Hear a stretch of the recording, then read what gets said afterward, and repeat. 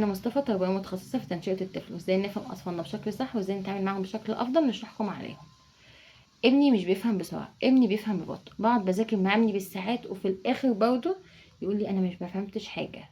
أشرح له الدرس مرة واتنين وتلاتة وأربعة وخمسة وستة وفي الآخر أقول له فهمت حاجة؟ يقول لي لأ. ممكن يفهم نص الدرس والنص التاني ألاقيه سرح مني، بيفكر في حاجة تانية كأنه في عالم تاني أصلا وأنا في حتة تانية. الخلاصة هنا ايه؟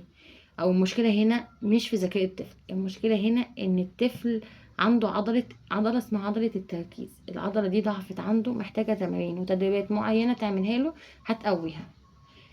تعالي هقولك في الفيديو ده 3 تمارين عملية لو طبقتوها كل يوم مع الطفل 10 دقايق هتلاقي طفل مختلف تماما في كل حاجة، في سرعة الفهم وتحصيل المعلومة وزيادة الانتباه والتركيز عنده. بس قبل ما اقولك التمارين دي تعالي اقولك حاجة مهمة.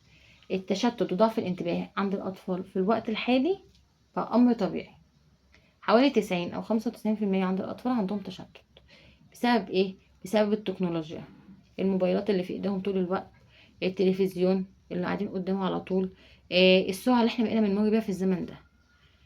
مفروض ان احنا نرجع ندرب المخ والدماغ تاني على التركيز والصبر، ان احنا نصبر على حاجة قوي ونركز فيها وننتبه ليها عشان نعرف هي بتقول ايه او المفروض نعمل ايه فيها.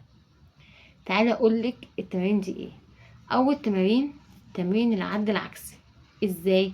هاتي ورقه وقلم وقوليله عدلي من 30 لواحد او من 40 لواحد او من 50 لواحد ايا كان الرقم، بس العكس.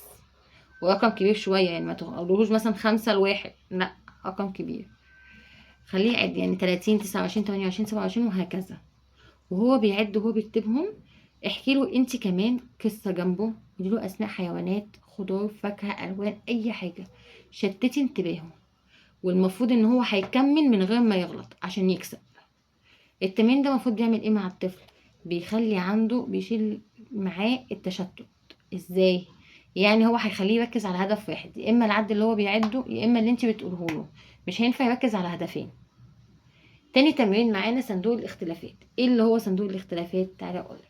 صندوق الاختلافات ده المفروض ان احنا بيعمل فيه ان احنا بنجيب 7 حاجات مختلفة او 8 عشوائية من البيت وحطهم له قدامه وقول له ركز فيهم لمدة 10 ثواني.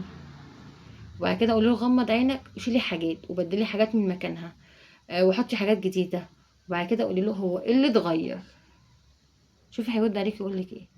التمرين ده مفروض ان هو بيعلي عنده الذاكرة البصرية. ازاي؟ النظر، هو بص على ايه، شاف ايه، اللي هي اساس اصلا الفهم السريع. بيقوي عنده الملاحظة وسرعة البديهة. تالت تمرين وده مهم وممتع اوي للاطفال، الاطفال بيحب تعمله. قولي لابنك او لبنتك جملة فيها تفاصيل. قولوا هات ورقة وقلم ويرسم لي بيت جنبه شجرة وفي اطفال بيلعبوا وفيها شجر، والشجرة ديت فيها 3 تفاحات. وشوفي هو هيرسم ايه. هو مفروض هيسمعك كويس ويرسم اللي انتي قلتهوله. ده بيوجد بين ايه؟ بين السمع والفهم اللي فهمه منك والترجمة الحركية اللي هي الرسم اللي هو رسمه. التمرين ده على قد ما هو مهم، او التمرين التلاتة على قد ما هي مهمة، هي سحر للأطفال وحاجة ممتعة ليهم، حاجة بتقوي عندهم الانتباه والتركيز.